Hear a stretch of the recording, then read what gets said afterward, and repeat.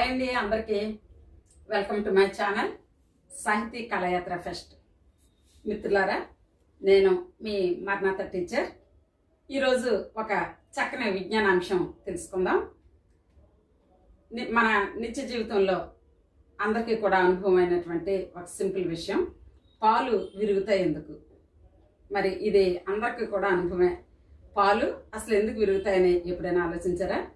మన సైన్స్ ప్రకారం దీనికి రీజన్ ఏంటో తెలుసుకుందాం. పాలు అనేది మరి ఒక రసాయన శాస్త్రం ప్రకారము ఇది ఒక అస్థిరమైన కొలాయిడ్స్ రూపం.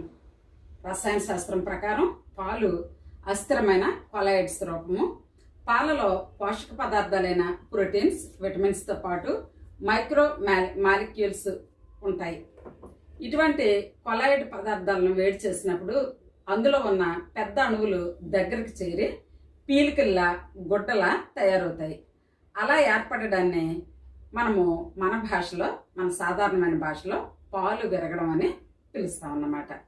మరి ఇలా ఏర్పడడాన్ని మనం కొలాయిడ్ స్థితిలో ఉన్న పాలు విరుగుతున్నాయి.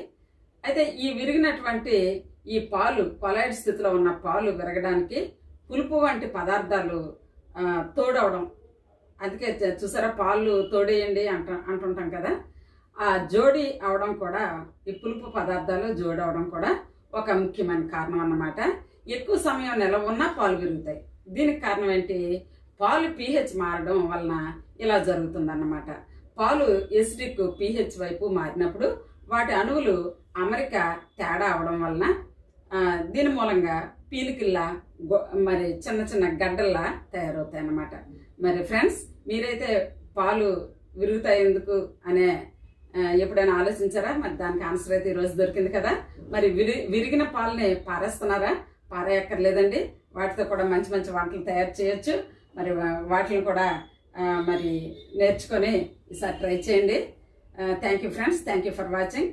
ఇలాగే మన ఛానల్ని ఆదరిస్తూ ఉండండి. ఇంకా ఎవరైనా మన ఛానల్ని సబ్స్క్రైబ్ చేసుకోకపోతే సాహితీ కళయాత్ర ఫెస్ట్ అనే ఛానల్ని తప్పనిసరిగా సబ్స్క్రైబ్ చేసుకోవాల్సిందిగా మనం చేస్తే ఈ వీడియోని అంతటితో ముగిస్తున్నాను. నమస్తే.